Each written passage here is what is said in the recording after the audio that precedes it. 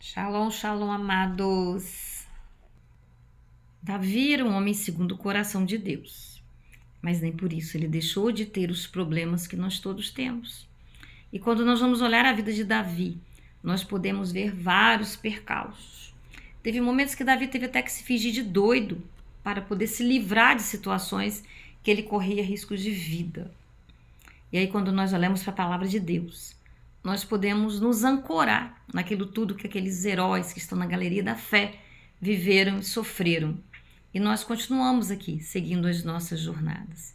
O que é que você precisa fazer hoje para superar essa dificuldade, superar esse desafio que você está vivendo? Talvez fingir que é doido? Talvez. No mundo que nós vivemos, na atualidade, até isso, às vezes nós precisamos. Mas precisamos pedir a Deus sabedoria em tudo. E acima de tudo, amor, discernimento, bom senso. Porque até mesmo um olhar, às vezes, pode ferir as outras pessoas, pode provocar nelas alguma ira, alguma raiva, algum desejo de cometer coisas ruins contra nós. Então, amados, vamos olhar para a vida do rei Davi. Há um episódio na vida dele.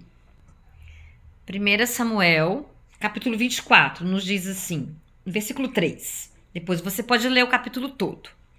Saul chegou a uma caverna junto de alguns currais de ovelha, perto da estrada, e entrou ali para satisfazer as suas necessidades. Aconteceu que Davi e os seus homens estavam escondidos mais no fundo da caverna. Então eles disseram a Davi: esta é a sua oportunidade. O Senhor Deus disse que lhe entregaria o seu inimigo e que você poderia fazer com ele o que quisesse. Então Davi se arrastou de mansinho até onde estava Saul e cortou um pedaço da capa dele sem que ele percebesse. Mas aí a consciência de Davi começou a doer, porque ele havia cortado um pedaço da roupa de Saul. Então disse a seus homens: Deus me livre de fazer algum mal ao meu senhor, que ele escolheu como rei. Eu não devo atacá-lo de jeito nenhum, porque ele é o rei escolhido pelo Senhor. Aí Davi convenceu os seus homens de que eles não deviam atacar Saul. Então Saul levantou-se, saiu da caverna e, seguindo o seu caminho, Davi vai atrás dele e gritou: Rei Saul! Ele virou-se. E Davi, em sinal de respeito, se ajoelhou e encostou o rosto no chão. Você vai ler, senão eu vou ficar aqui lendo toda a vida, né? Mas qual foi a atitude de Davi ali? Tendo nas mãos dele aquele homem que o perseguia. E que Deus, como aqui, soldado de Davi, havia falado: olha, Deus falou que ia entregar ele na sua mão. Ele teria todas as razões, todas as justificativas para matar Davi. Mas olha, Davi não o fez.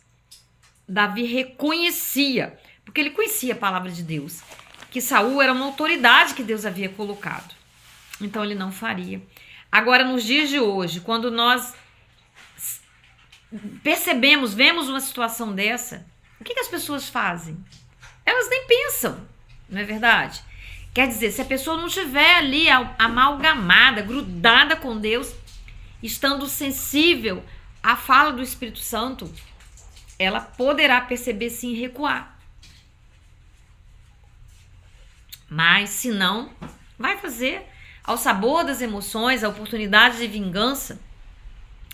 Então, nas nossas vidas, nós sempre teremos escolhas. E Deus está sempre do nosso lado, procurando nos mostrar. A vida sempre vai nos mostrar oportunidades que temos de agir de acordo com a vontade de Deus ou de agir de acordo com a nossa vontade, com os nossos impulsos naturais, carnais. Porque o que a carne quer? O que a nossa carne quer? Ela quer vingança, ela quer satisfazer os desejos, ela quer justiça própria. Mas Deus não. Mas para nós realmente conhecermos a vontade de Deus e termos condições de agir de acordo com a vontade dele, é necessário que nós estejamos renunciando à vontade da nossa carne. A lógica humana não vai resolver os nossos problemas. Pela lógica humana, Davi ia fazer o quê? Se vingar. Ele já era ungido rei, ele ia tomar ali o poder e todos bateriam palmas para ele. Mas olha como que nós aprendemos com Davi. Eu estou aqui agora falando, refletindo com vocês a respeito dessa atitude de Davi, que é honrável. Então, nas nossas situações, quando os nossos inimigos, como a palavra fala, tiver fome, dá-lhe de comer. Tiver sede, dá-lhe de beber. Que a palavra fala que nós estaremos amontoando brasas vivas sobre as nossas cabeças. Olha que coisa linda, maravilhosa. Agir com amor, colocar o amor como a primeira opção. E como diz lá em 1 Coríntios 13, o amor tudo suporta, o amor tudo crê, o amor tudo espera. E muito mais. Vai lá ler, declarar essa palavra. Por vezes nós parecemos tolos, bobos, ingênuos, inocentes, até débeis. Às vezes somos chamados de: você não existe, você é idiota, olha isso aí, que loucura. Porque o mundo tem acontecido aquilo que a Bíblia fala, o esfriamento no coração do homem. E devido a tantas coisas que a gente vê, hoje mesmo eu vi na mídia, né, um fato aí de injetarem através na veia da pessoa, sabe, qual foi o desinfetante, e matou a pessoa de graça, sabe, o outro colega assistindo. Sabe, isso aí é um dos exemplos que eu estou citando, mas tantos quantos você mesmo que vê, navega aí na internet, a gente vê diariamente, amados. O que é isso? Esfriamento. Deus, cadê Deus? Não deve nem existir mais na cabeça dessas pessoas. Então, que nós peçamos a Deus, que a Bíblia fala também, aquele que pensa que está de pé, não é porque eu estou aqui diante de você falando que eu não tenho que vigiar. A Bíblia é muito clara. Vou repetir, aquele que pensa que está de pé, cuidado para que não caia. Então nós vivemos tempos tenebrosos, essa é a palavra, tenebrosos sim, terríveis, em que nós precisamos buscar, que nós precisamos vigiar para depois orar, sabe? Deus, porque ele fala assim, né, no Novo Testamento, vigia e ora, sabe? É nós estarmos atentos, ligados, porque as circunstâncias à nossa volta, o inimigo não tem brincado. Tudo exige de nós uma vigilância constante. Vigiar em oração, vigiar em todos os sentidos, sabe? Vigiar a nossa alma, os sentimentos que estão entrando aqui, sabe? Os nossos sentimentos, quando a gente fala na alma, né? Porque a nossa alma precisa ser resgatada. Quando nós estamos cheios de ressentimentos, cheios de sentimentos de rejeição, com feridas, com traumas não trabalhados, não curados, nós nos tornamos muito mais sensíveis, como um fio desencapado, para nos auto-justificarmos. Eu sofri muito. Nós nos vitimizamos. E tem vários mecanismos que nós usamos para justificar a nossa falta de amor também, amados. Outro dia nós estávamos fazendo um estudo sobre as nossas 10 travas mentais. Quer dizer, trava é uma coisa que trava, que segura mental da nossa mente. Uma delas é a autoconfiança. É uma trava. Eu sou autoconfiante, eu sou autossuficiente. Ei, eu sou meu Deus. É isso aí. Escassez, aquele sentimento de escassez. Talvez na infância, lá numa idade tenra, eu tenho sofrido muita escassez. Isso tem entrado na minha mente. Então eu fico com aquele espírito de miserabilidade, de que não vai dar, e eu não posso transbordar, não posso, sabe, doar nada, eu não posso dividir. Isso é uma trava, sabe? Aprovação, sentimento. Eu quero ser aprovada pelos outros. A opinião alheia vale muito mais do que Deus pensa sobre mim, tá? Paternidade frustrada. A nossa identidade é uma das coisas mais preciosas que nós temos para avançar em fé. Quando nós não sabemos de quem nós somos filhos, para onde nós estamos indo, de onde nós viemos, como diz o ditado aí, né? Vai dar ruim. Tô falando aqui rapidamente sobre isso, tá? Isso dá um estudo para mais de hora aqui na rede. Quando nós nos vitimizamos, né? Eu sofro mais do que todo mundo, sendo que todo mundo está passando por uma situação difícil. Ninguém está ileso. Ninguém. A própria Bíblia fala. Há muitas pessoas sofrendo, aguardando em Deus. Perfeccionismo, né?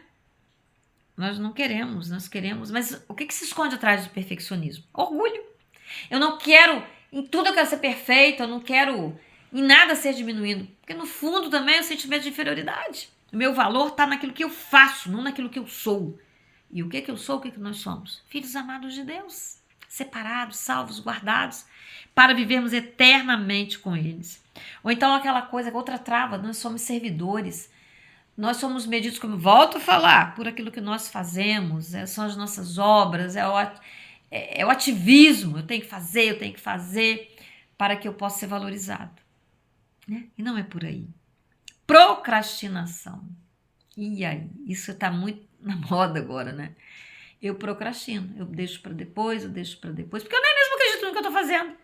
No fundo, é um sentimento de insegurança, de inferioridade, tem várias coisas escondidas. Porque se eu fizer, vai dar certo, e eu não sei conviver nem com o sucesso, com a vitória, de tanto sentimento de derrota que eu tenho, de uma estima baixa, tá? Então, às vezes as pessoas nem conseguem expressar em palavras o que elas sentem. E o pior de tudo, nem se conhece. Aí quando você está conversando com alguém, que você precisa até dar um toque para ajudar, como a Bíblia fala, né? A pessoa sai ofendida. Ela não se conhece, é como se você estivesse arrancando a máscara à força. Então, amados, nós vivemos tempos bem complicados, né? Mas tudo isso foi previsto pelo nosso Deus, está aí na palavra de Deus.